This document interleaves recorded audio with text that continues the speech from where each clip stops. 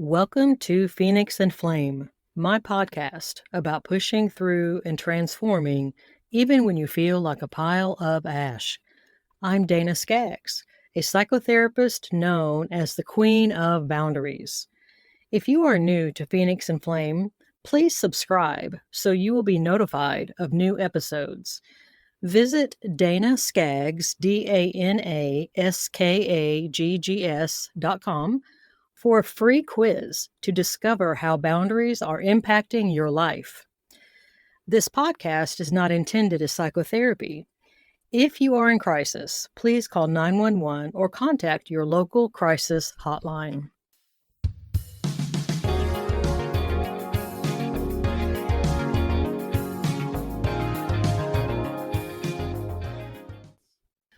Welcome, friends.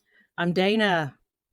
We once again have an incredible guest. Have I said how many times? Probably at least 50. How many times I love being a podcaster because we gain access to these amazing individuals worldwide. And it's just such a privilege and a blessing to hear their stories and to hear their transformation. Our guest today is Seth Gehle.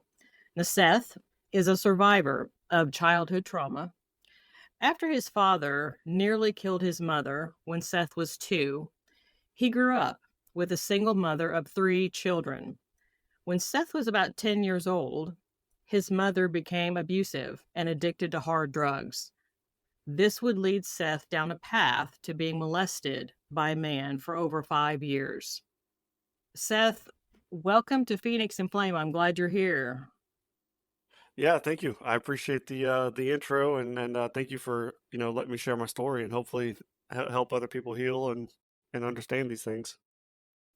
You absolutely. I mean, I can't wait to hear your story. And it's just, we were sharing earlier. I was telling Seth that I'm a psychotherapist, and so I have the privilege of hearing a lot of people's stories, all the time. But there's a lot. That's why I created Phoenix and Flame, because I kept hearing people say, "Dana, I feel like it's just me. I feel like I'm all alone. That it's just me." And they felt so isolated, and they didn't know who they could talk to because they felt like their story was just out there, and they didn't feel safe telling it. And so I wanted to create a platform where people could hear other people's stories and know, gosh, it's not just me. That's me. What he is saying, what she is saying, that happened to me, or that's happening to me right now.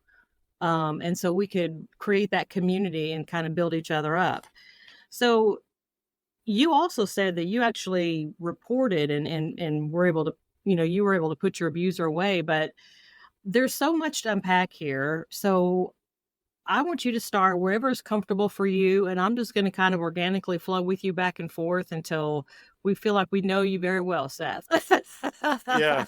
Well, first off, I'll say it is a incredibly deep and twisted, like long story. It would probably take me somewhere between 8 to 10 hours to really like discuss everything. So obviously, this will be a very brief cover of the story, but yeah, it started when I was young. My mom had me and my 2 sisters back to back years, so we're all really close together.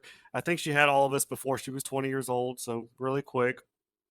And my mom and my father get into a fight when I was about 1 or 2. He ends up stabbing her behind the ear. He goes to prison for that. So I never knew my father growing up, and because of growing up with a single mother, 3 kids. We moved around a lot. There was a lot of instability. We couldn't afford things, and we had a lot of different babysitters. So I was actually molested the first time when I was 5 years old by one of my babysitter's teenage son. He would end up molesting me, and that was just him exposing himself, him touching me, me touching him, kind of thing. And that only happened a few times, and so that was the first incident. At the same time, I was exposed to like pornographic material at home. My mom, since she was gone all the time, we kind of messed around in the house, and we found she had some porn in the house, and we found it and we watched it. So at 5 years old, I was exposed to being molested and also a lot of sex. And you start to watch these things, you kind of become obsessed with them. It's kind of weird as a young kid to kind of see those things. and Mhm. I don't really remember a whole lot between like 5, 6, 7, 8 years old. unfortunately, when you grow up like I did, you forget a lot of things, and so that's really Yes. hard to remember these things. Which I think is a good thing about journaling is that you do kind of sometimes bring out these stories, or even I've done it in podcasting. So, anyways, about 10 years old, my mom, she had always smoked weed and she'd always drank, but about when I got to about 10 years old, things were getting worse where she was drinking and smoking a lot more, smoking weed. And she started to get more abusive physically, emotionally, verbally, where she was closed hand punching and grabbing faces, slamming heads against the walls, it's kind of those kind of things. And those were certainly painful, and those things suck. But the worst part of that was the emotional response after, where there's just no love. It was just like this hatred and no remorse. So she would beat the hell out of me with a board, for example. And the time she did that, I laid on the floor crying, and she said, "Get the hell out of here," you know. Um, and she used some other words, but anyways, it tells me to get out of the room and stop being a bitch is like one of the things she would tell me when she would kind of beat me, or even hit my sisters. I would cry, and she'd tell me like, "Why are you crying?" So that all started happening about 10 years old, and she had met this guy who got her addicted to crack and cocaine, and so then things obviously keep getting worse and worse, and we moved to this house, and we were living in this house, and my bedroom had hardwood floors. The hardwood floors were cracked and split all the way across the floor because that's what they do when they're exposed to weather. And they were exposed to weather because I had a hole in my bedroom ceiling that was about 4 feet wide and about 2, 3 feet deep. And you could see straight into the attic from my bedroom. You could look up and see into the attic above. And so the rain, the snow, the weather would come into my bedroom, the cold air. My room basically was unconditioned. And I slept on like a little like 3, 4 inch mattress with a thin little blanket, wet the bed every night. I wet the bed for years, and that's pretty typical in these situations. Um, Mhm. and so at the same time, what's crazy about my story is that these things were happening simultaneously. So I talk about my mom's side living at home Monday through Friday. Well, at the same time, at 10 years old, I end up meeting this man through a friend of mine. So I had an older friend. For the sake of the story, I'll say his name's Jacob. Um, I I'm over at Jacob's house one day, and Jacob is older than me. He's about 5 years older, and he knows that I have a jacked up life at home, and so he kind of takes me under his wing as like a little brother, basically, and starts kind of letting me come over, eat food at his house, and hang out with him, play video games, sleep over, protecting me. And one day I'm at Jacob's house, and this guy walks in the door. It's this old, well, he looks like an old man to me. He's actually like 30 years old, and he is 6'5". He's 380 pounds. He's this Hispanic guy. He's got real light skin though. He looks white almost. He's got these big like Dahmer style wire frame glasses on. He's got long black hair. It's slicked back, and he walks in and he's massive. Like I said, 6'5", 380 pounds, and he looks very capable. Like he looks like he could throw a hard punch, basically. Where he doesn't look intimidating, but he doesn't look sloppy either. So, but he just looks like he looks capable. He looks like a left tackle, like a big guy, but probably can move.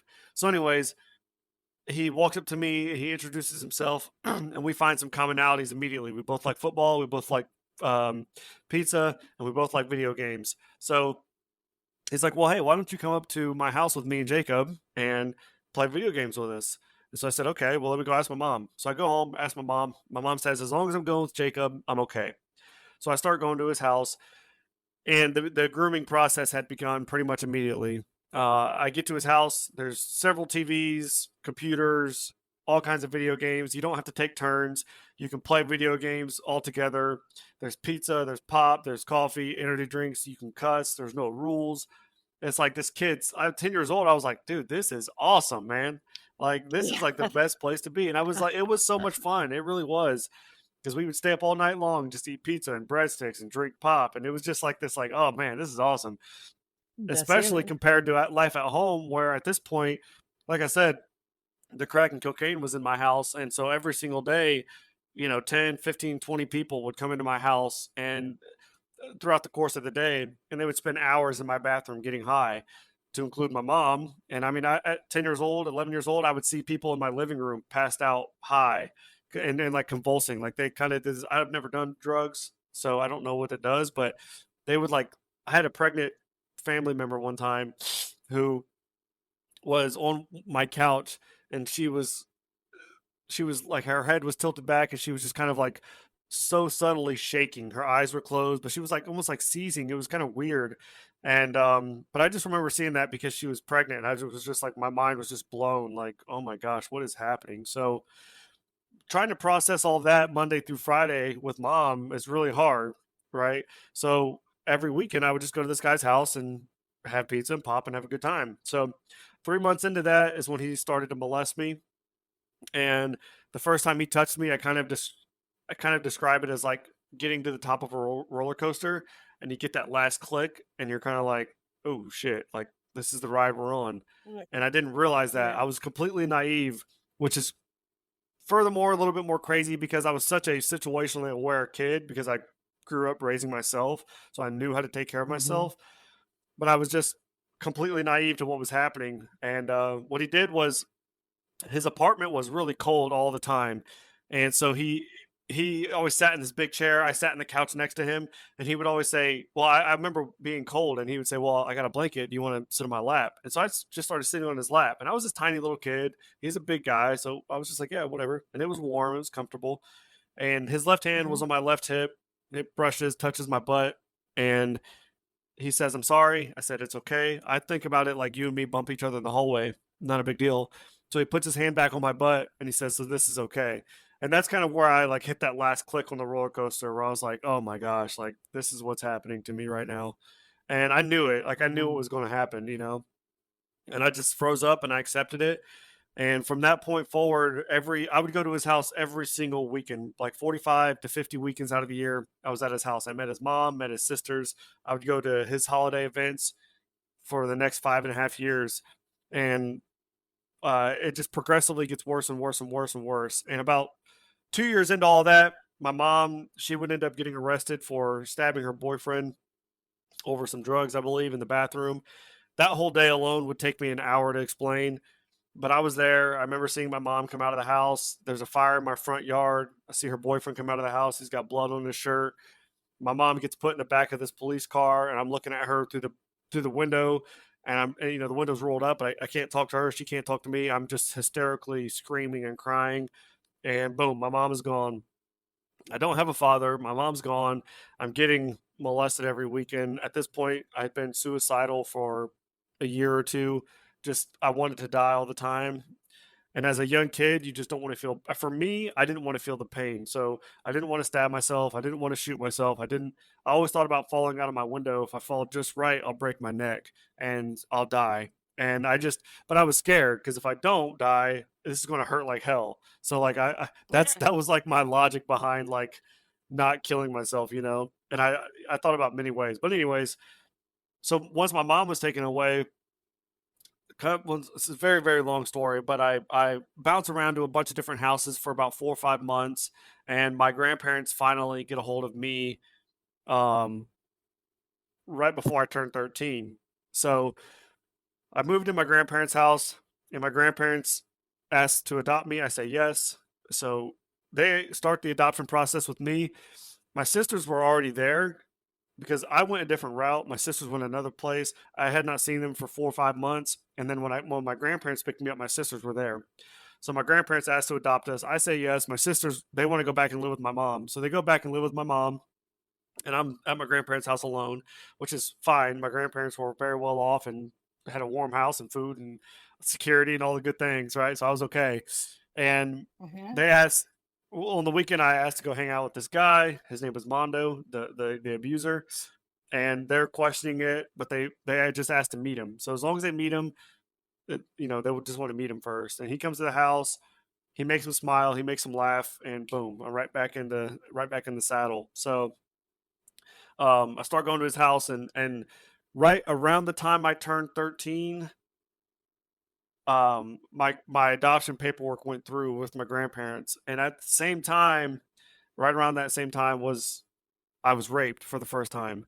So this man finally reaches the apex or whatever you want to call it of molestation with children, and he rapes me at about, like I said, about 13 years old. And that was certainly one of the worst nights of my life. I remember being there and just it all I could tell you all the details about that.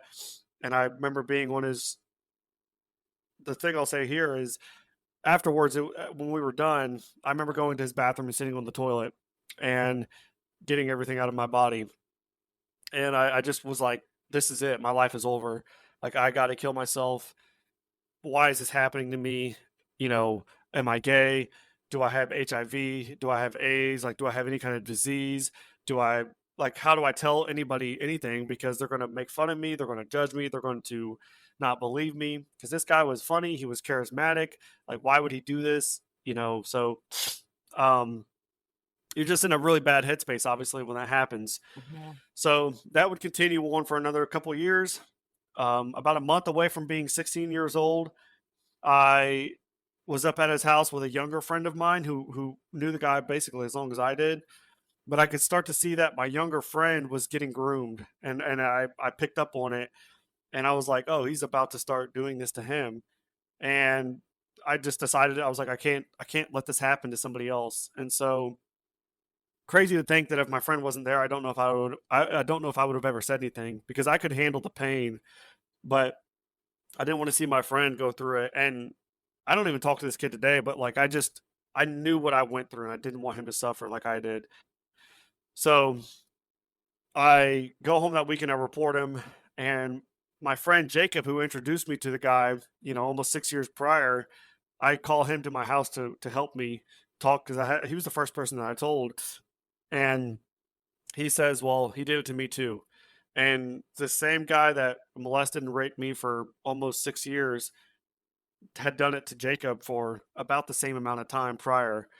And so we report him. He gets 11 counts of sexual misconduct because we could not prove or we couldn't prove that he had raped us before we were 14 years old. Even though that had happened, we couldn't prove that. And in Ohio, where I'm from, if they're 13, you can call it rape. If they're 14, it's just sexual misconduct. Doesn't matter like what happens. So he got a lesser sentence essentially. He got a 10-year sentence, and that was in 2011. So he'd be free today to walk and do the whatever he wants to do. And just real quick, what's crazy about that is he ran a haunted house in his hometown out of his mom's like front porch. So every Halloween, like two, three, 4,000 kids would come through, and he was always the one handing candy to every kid at the end of the line. And you just Mm. think about that, like the potential impact that he would have had on the world. And I don't know how many people he molested before me and Jacob, but I know that I put an end to it. And that was the end of his era. And that was the end of my childhood abuse era. From that point forward, I kind of just moved on. I the immediate impact was no plans for the weekend, and I never had any therapy or Well anything. well, I'm gonna Yeah. pause you for just a minute and give you a chance to breathe because you have really given us so much information, and I appreciate your honesty. So, just a few questions before we move on to the next chapter of your life. I'm kind of wondering, I'm imagining questions that the listeners might have as well. So, did you have any my one let me just toss out 2 questions. One of them is, did you have any feelings about Jacob when you found out that it had happened to him and he didn't say anything, to you about it and asked you to come over there? Do you have any kind of feelings towards him about that? And then also, when you reported it, what happened? Because I know I've talked to people that when they reported, there's like this ripple effect in the community. Like you kind of mentioned it yourself, kind of a fear that if you say something, people are going to think this or that. There's that fear. If I say something, people are going to think I'm this or that, or they're going to call me a liar or whatever. So number one, what was your feeling about Jacob when you found out that it happened to him before it had happened to you and he invited you over? And number 2, what were the ramifications after you reported, whether impact to you, or an impact to the molester? So initially, when Jacob says that, I was just heartbroken for him. Like I didn't have any bad feelings towards him at all. I was just torn apart. As a matter of fact, I cried even harder. Like I just could not believe it because Jacob was like a father figure to me. He was like this big brother. He was in college now, and he was this guy that I wanted to be like. He was super cool. So I couldn't believe that it happened to him. I think if you imagine your father or your big brother getting raped or molested, it's like Mhm. that doesn't happen to my dad. It doesn't happen to like my big brother. Like my big brother is tough, you know. It doesn't happen to him. So when he said that, it tore me up really bad. I didn't have any, and I still don't to this day have any feelings towards him, because I understand the impact and what it does to you. So so that's that answer. And then as far as reporting him goes, I'm doing my best. I don't know how to do this, but I'm doing my best to give the officer some sort of recognition for it in the state of Ohio. I don't know where to go with this, but because the report never made it anywhere. It never got out. I went to the hospital, and so I was raped and molested that weekend. And at 15 years old, I knew that I had to keep my clothes on, and I knew to not take a shower because I was like, I've got to nail this guy. And so we get to the hospital, and the only reason I remember these details is because I remember the nurses being so proud of me because they were like, "Well, when did it last happen?" And I said, "It just happened this weekend. Like he raped me and molested me this weekend." And they're like, "Okay, do you have dirty clothes? Do you have like laundry? Did you take a shower?" And I was like, "No, I didn't take a shower, and I have not changed my clothes." So that whole day of Sunday, I've stayed in like his filth because I knew that I had to catch him. And I get there, and the nurses were like, "Holy shit!" They're like, "Okay, take everything off, like boom. So let's test you." And they find his DNA in my underwear and on my body and different places. And I tell them too about the Vaseline and this towel that's next to his bed. And I'm telling the cop this, and I'm telling the cop all of these other horrific stories that are a lot of them are in my book that I'm writing. But yeah, so I tell the cop all these details, and the cop goes up there. The guy willingly goes down to the police station. I'm also working on getting the footage for the interrogation. It's being mailed to me right now. So, but the guy goes down there willingly, gets interrogated.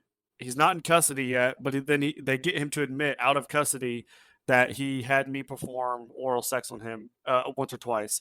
That was all he says at that point. But then a month later or so, he pleads guilty to like the other 11 counts of whatever they hit him with. So, but yeah, nothing ever got out. Nobody ever heard anything. Nobody knew anything. Nope, my story never made it didn't go to the news because I was a minor. And yeah, I don't know. I got very lucky because if anybody would have found out, I certainly probably would have killed myself because the shame I could not live with. You know, that it happened to me, I was fine, but as long as I could keep it a secret, it wasn't a big deal. And I kept it a secret. Well, I just think that says so much about you because when you kept your head about you to keep all the, the clothing and everything that had his DNA on it, when you reported him, you did not know that this story wasn't gonna get out. And so even though you knew there was a possibility of that shame spiral could suck you under, even though because Yeah. you didn't know what was gonna happen, but you turned him in anyway. And I just want to take a moment and just kind of hover over that because there's a lot of people out there, men and women alike, that have been molested. And I don't know, the compulsion to keep it quiet is so Mhm. strong for the reasons that you're talking Mhm. about because of the shame. And you didn't even, if I'm hearing you right, when you turned him in, when you went through that whole process, that was before you knew that it was going to be kept quiet. You did it anyway. Yeah, I can't say that I knew it was going to be kept quiet or that I knew that it was going to be exposed. You know, I definitely didn't think it was going to like be exposed. I don't think so, anyways. Maybe I'm not sure. I can't really recall those feelings, but I have not thought about it like that. Where like it very well could have.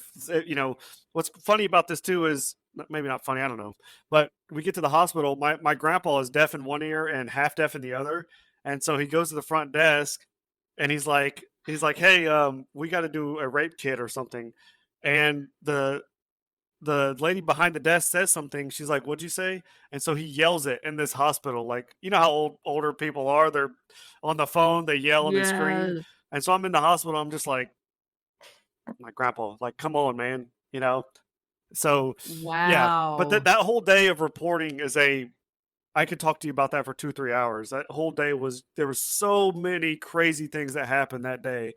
So it's very intense.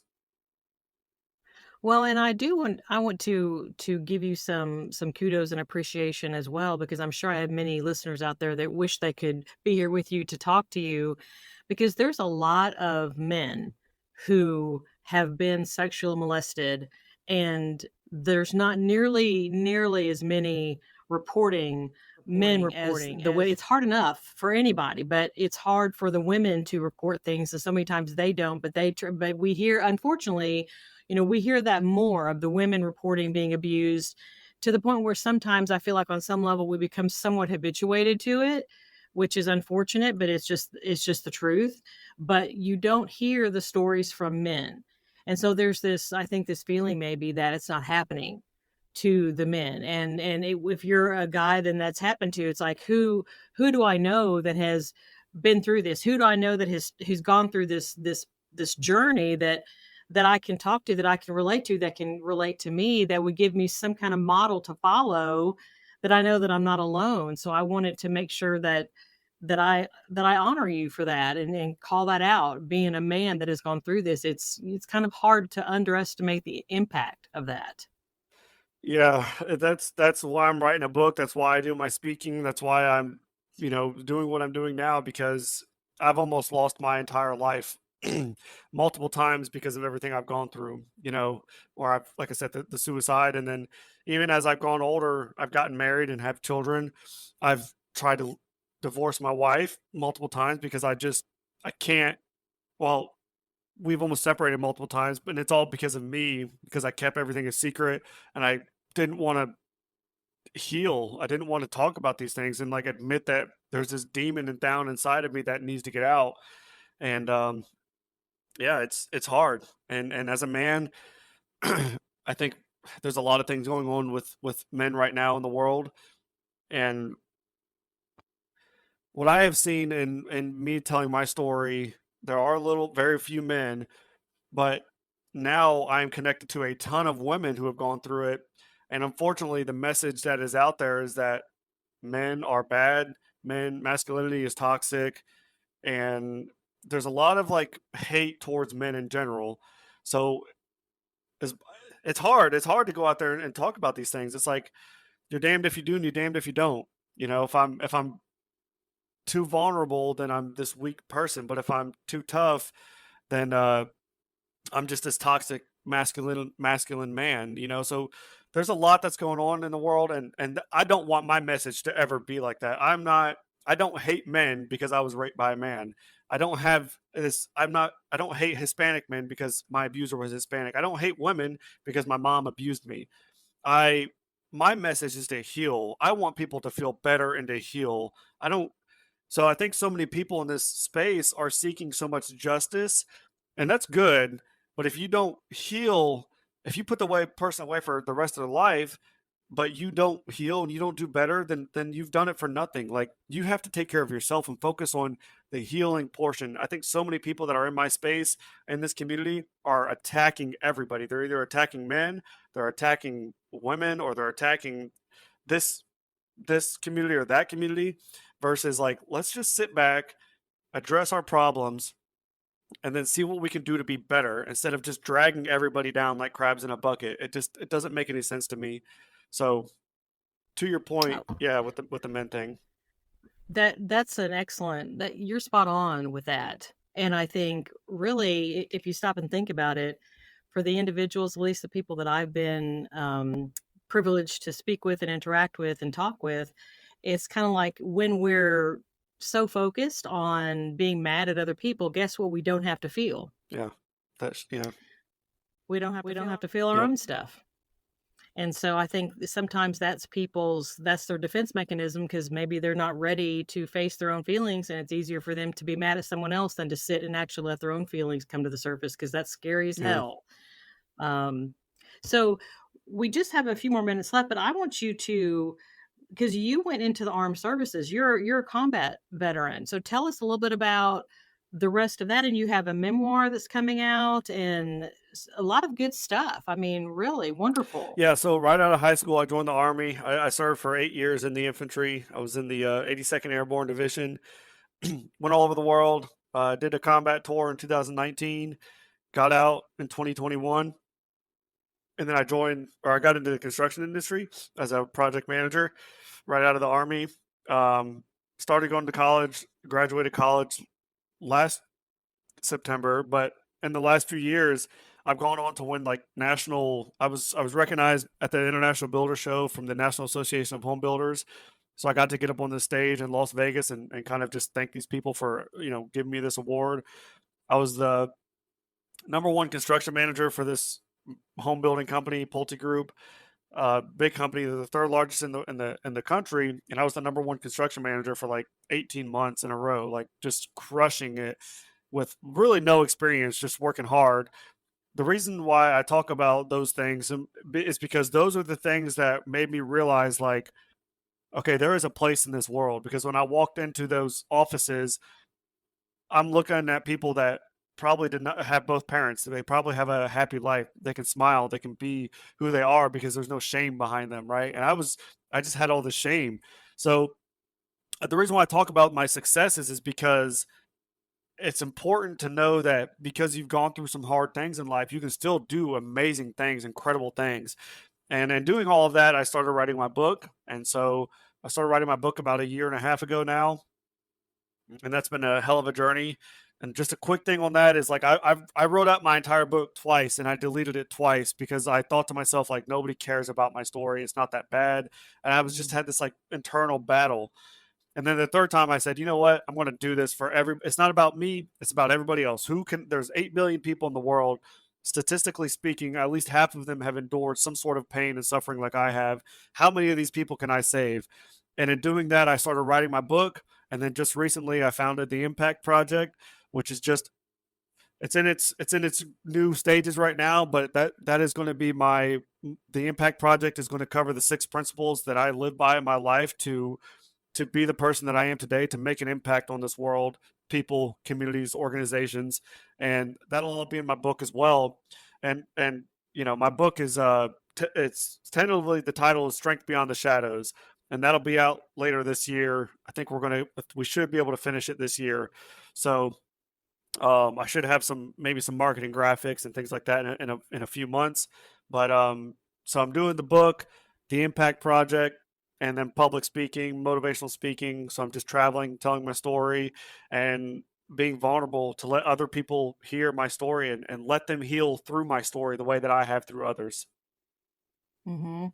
That is fantastic, Seth. I love the way you describe all of that, and I really love the way you bring up the fact that everybody's story is relative because, you to me, to my ears, what you went through was pretty heinous, right? But you're thinking, well, someone else might have it worse.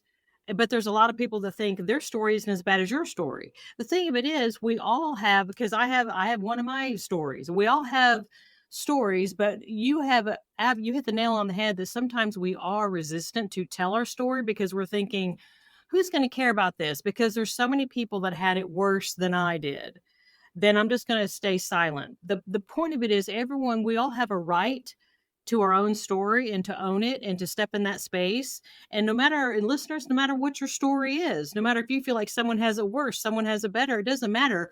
We all have a right to our own story. And we have that responsibility and that right to step into that space. And that it makes a difference. It creates that platform that Seth, I hear you talking about, of just that emotional vulnerability, willing to be honest about something. I think that can create healing. That I hear that's a theme coming from you as well, wanting healing to take place. It absolutely is, and I just started talking about my sexual trauma about 3 months ago. So I kept it under wraps for 13 years, 14 years or so. And after listening to podcasts for several months and hearing other stories that were completely unrelated to mine, have nothing to do with me, people that grew up with both parents, had a happy life, and then something traumatic happens to them, whether it's war or losing their family, when I would hear them talk about their stories, the way I think about it is like we're on this road, we're on this highway, and everybody takes an exit eventually. You get on this exit, whether it's addiction or abuse, or you lose a family member, and then you end up in these small little towns around the highway that come with like depression, anxiety, other problems, alcoholism, right? These are all symptoms of this trauma, and the only way that everybody gets back on this road, every single person that I've heard, they all have the same healing situations. They start talking about their problems, they start going to therapy, and then we get back on this road together, and we end up on the same road. At the end of the day, we all start on the same road as these innocent little babies. Some bad things happen, we take our detours, And you can either park your car in that bad neighborhood or you can keep driving and find your way out. But the only way to find your way out is to seek that healing, is to, whether it's therapy or speaking or telling your story or hearing other stories, like there's a way out of that. And when I heard other people's stories, I realized like, okay, my story is going to make a difference, and it certainly has. I have had incredible feedback, so many messages, and I've spoke in public now several times, and I just spoke at a women's rehab center last Sunday night, and there was 25 women in this house, and when I got done speaking, like 4 or 5 or 6 of them immediately came up to me, were like, I was also molested and raped, and and all these women are addicted, they're recovering addicts, and so it's like, think about, had they just been able to heal, and they wouldn't have succumbed to that where they're at now, unfortunately, and that was only 6 of them that said something, so there very well could have been many more that Mhm. endured the same pain that I did, and by going there and telling my story, they were able to get something out of it. That's amazing because you created an atmosphere for truth Yeah. telling because we have to be able to tell our truth. And so, and I'll share this and we'll kind of end up wrapping up. I know one of the things that I talk about with my patients sometimes is realizing that what happened to us is a part of us, but it is not the whole of who we are. And when we can recognize that is a part, then that sometimes that gives us strength to come forward that it is not the entirety of who we are. We're lots of different parts, and that's one part. It's not the whole. And so when we know that, then we're like, okay, that's true. Actually, I can get behind that. That is a part. It's a horrible part, that part of me, but it's not the whole of who I am. And so that because you have to ask yourself why do they not want to tell the truth? And what you said earlier, sometimes people are not in a safe space. If they tell their truth, they might be, abused more, or they might, obviously people have to be able to take care of themselves and keep themselves Yep. safe. So, Seth, thank you so much. This has been such a wonderful conversation. And I know what you mean about needing more time. I've been through the same thing when I've guests on other people's podcasts and they get so intensely interested in my story. But it's like, there's so much that you're not telling. And I want to put that out too, is that we don't people never know the whole Yeah. story. We give just a little microcosm, a little fraction of what we actually went through because there's just not enough Yeah. time to explain it all. So that's why you do things like Yeah. memoirs and books and stuff. So you actually take that time to explain it all out. And that is amazing. So how do my listeners, if they want, oh my gosh, I've got to get more of Seth. I want to get in touch with him more. I want to connect with him more. Where do they go? So, I have a website, which is sethgehle.com. My last name is Gehle. But if you look me up, you can Google me. You'll find me if you Google me. But I have a sethgehle.com. YouTube and Instagram are Seth Gehle or Go Beyond the Shadows. Go Beyond the Shadows is just the play on the title of my book, which is Strength Beyond the Shadows. So, yeah, if you look me up on Instagram, that's really the best way to probably contact me. That or through my website if you email me. But Instagram is certainly the best way, and I encourage people to reach out, follow, and just get along for the journey. And if there's anything I can do to support, speak, or help anybody, just reach out and let me know. And if it's got anything to do with helping people heal and helping children, especially, I'll drive across the country if I get an opportunity to help some kids and things like that. So, yeah, thank you. That is awesome. So let me ask you, when do you think your memoir is going to be out? Because the my launching schedule is a couple months out from now. So when do you have any At least idea when it by the might end of be? the year, I'm hoping for like September, October. That's kind of what I'm Okay. pitching for, hopefully. So, Okay. So this will be launched before then, but if I can get my listeners to go to your social media platforms, they'll yeah. know. You'll make a big Yeah, oh, yeah. announcement when your memoir Oh, comes yeah. out. Yeah, I'll be marketing it Okay. all. As soon as I get the marketing graphics, I'll start pushing all that. Fabulous. Seth, I want to thank you. I know you've had a busy morning and I know it's hard to tell these stories. And you've done it over and over. And thank you for your willingness to do it. Thank you for the emotional energy that it takes from you to do this and for your time. Thank you very, very Yeah, much. thank you. I appreciate you let me share my story. All right, listeners, I know that you have heard something today multiple somethings that you're thinking, I know the exact person that needs to hear this story. I have got a best friend, I've got a coworker, I have got a relative that has absolutely needs to hear Seth's story. So take this episode, copy and paste the link in text and email, put it on your favorite social media sites. We need to grow our Phoenix and Flame community so that we know that we're all connected and we are not alone. I hope you've had a wonderful day. I hope the rest of your day goes fantastically. I'm Dana on Phoenix and Flame.